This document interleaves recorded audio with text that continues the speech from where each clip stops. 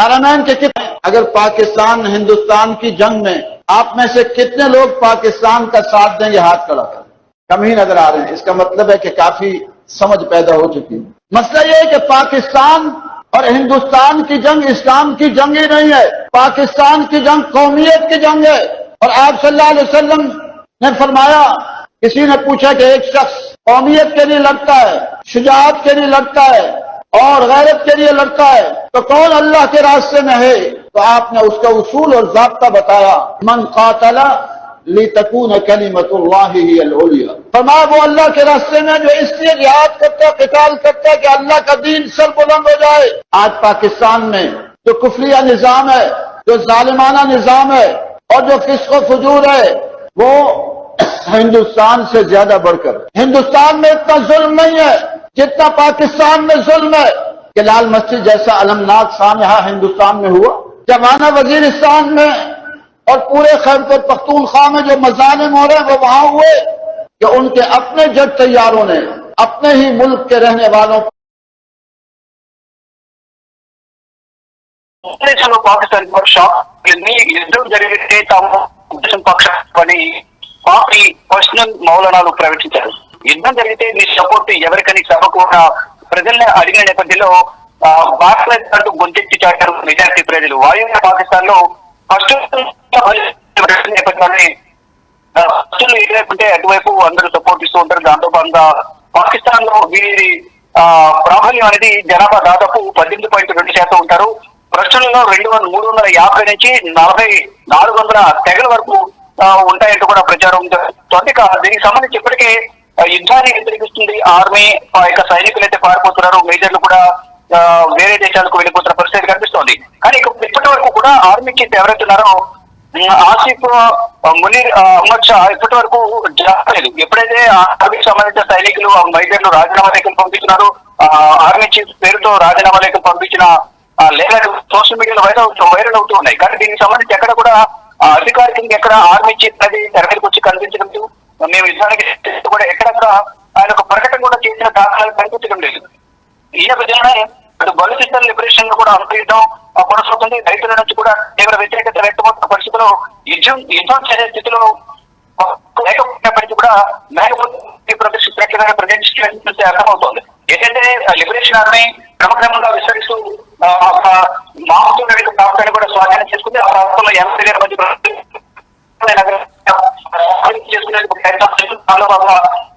Army Pakistan సంబంధించిన కీలక అధికారులందరూ కూడా బందీగా తీసుకుని బలూచ్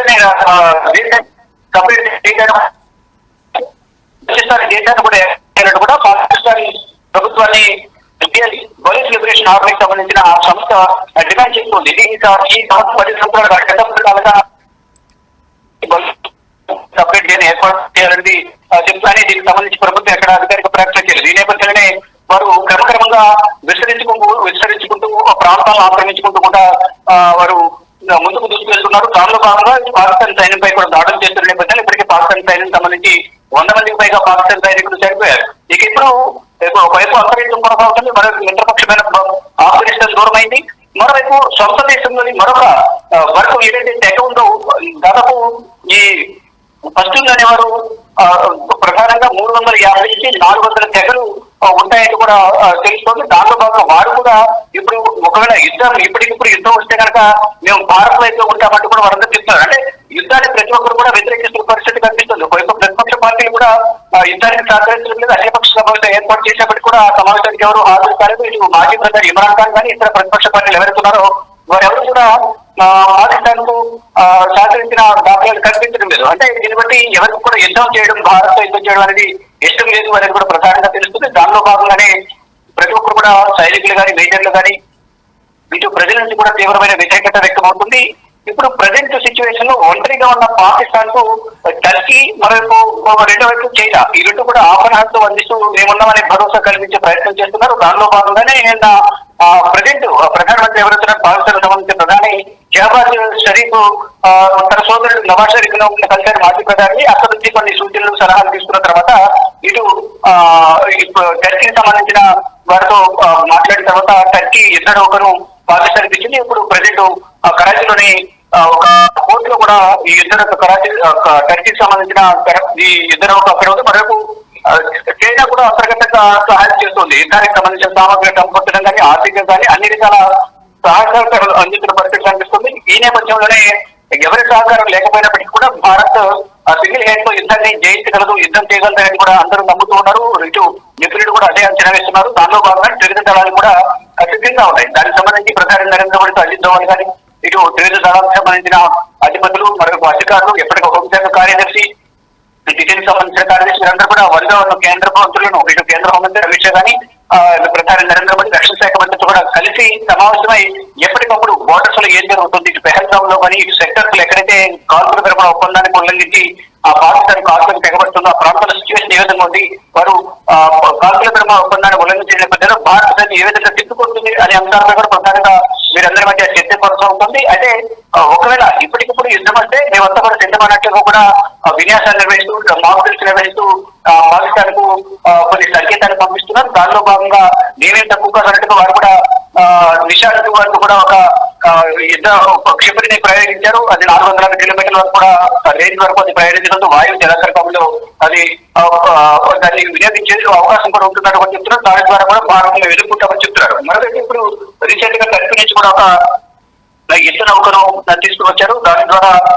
భారత్ పై దాడి చేయడానికి వారు ప్రయత్నాలు చేస్తూ ఉన్నారు. ఈ నేపథ్యంలోనే అంటే సైనిక బలం లేకపోయినప్పటికీ కూడా పైకి మేమేం భయపడేది లేదు, భారత జీటుగా ఎదుర్కొంటామని చూపించుకోవడానికి ఇటు టర్కీ ఒకవైపు మరోవైపు చైనా ఈ రెండు దేశాల మద్దతు కూడగట్టుకునేందుకు అది ప్రయత్నిస్తుంది. ఇప్పటికీ వారు టర్కీ డైరెక్ట్ గానే మద్దతు తెలిసినట్టుగా ఒక ఇద్దరు ఒకరు వారికి సహాయం చేసింది. మరోవైపు చైనా కూడా డైరెక్ట్ గా ప్రకటించినప్పటికీ అంతర్గతంగా మాత్రం యుద్ధానికి సంబంధించి అన్ని సహాయ సహకారం అందించినట్టు కూడా తెలుస్తుంది. ఇద్దరు సహకారం అందించినప్పటికీ కూడా భారతదేశంలో ఉన్న యుద్ధ సామగ్రి కానీ సైనిక బలం కానీ ఆ పాకిస్తాన్ వద్ద లేదు.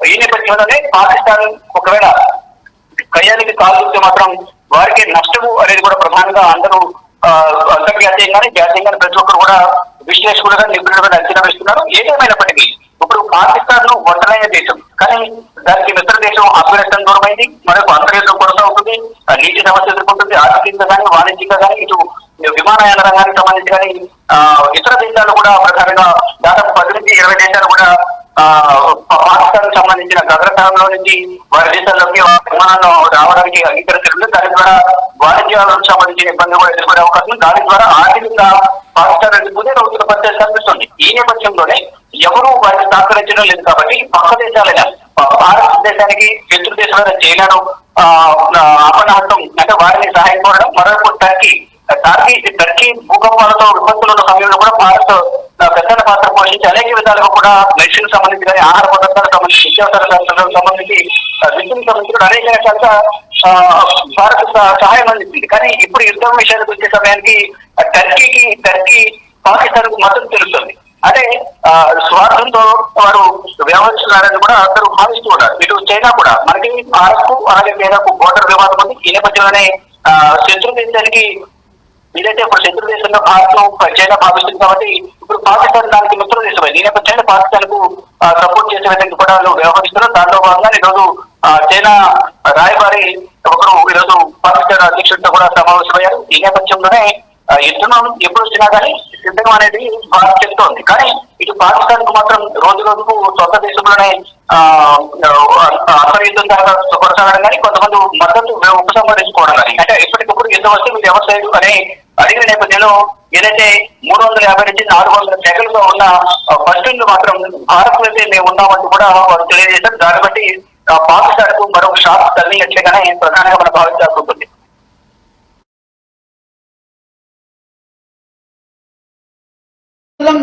ने फरमाया अगर पाकिस्तान हिंदुस्तान की जंग में आप में से कितने लोग पाकिस्तान का साथ देंगे, हाथ खड़ा करें। कम ही नजर आ रहे हैं। इसका मतलब है कि काफी समझ पैदा हो चुकी है। मसला यह है कि पाकिस्तान और हिंदुस्तान की जंग इस्लाम की जंग ही नहीं है। पाकिस्तान की जंग कौमियत की जंग है।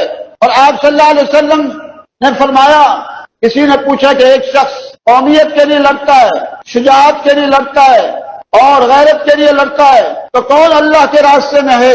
तो आपने उसका उसूल और ज़ाब्ता बताया, मन कातला लितकून कलिमतुल्लाहि हियल उलिया। फरमाया वो अल्लाह के रास्ते में जो इसलिए जिहाद करता है, क़िताल करता है कि अल्लाह का दीन सर बुलंद हो जाए। आज पाकिस्तान में जो कुफरिया निजाम है, जो जालिमाना निजाम है और जो फिस्क व फुजूर है, वो हिंदुस्तान से ज्यादा बढ़कर, हिंदुस्तान में इतना जुल्म नहीं है जितना पाकिस्तान में जुल्म है। कि लाल मस्जिद जैसा अलमनाक सानहा हिंदुस्तान में हुआ, जमाना वजीरिस्तान में और पूरे खैबर पख्तूनख्वा में जो मजालिम हो रहे हैं वो वहां हुए कि उनके अपने जेट तैयारों ने अपने ही मुल्क के रहने वालों पर ऐसी बमबारियां की हुई। क्या हिंदुस्तान के अंदर इतने लोग लापता पाए जाते हैं? हिंदुस्तान के अंदर कोई तहरीकें लापता अफराद के लिए हैं? लोग लापता अफराद के लिए तहरीकें चला चला कर धरने दे देकर थक कर मजबूर होकर घरों में बैठ के अल्लाह से मांगे। कितनी मसूरात यहाँ बैठी रही।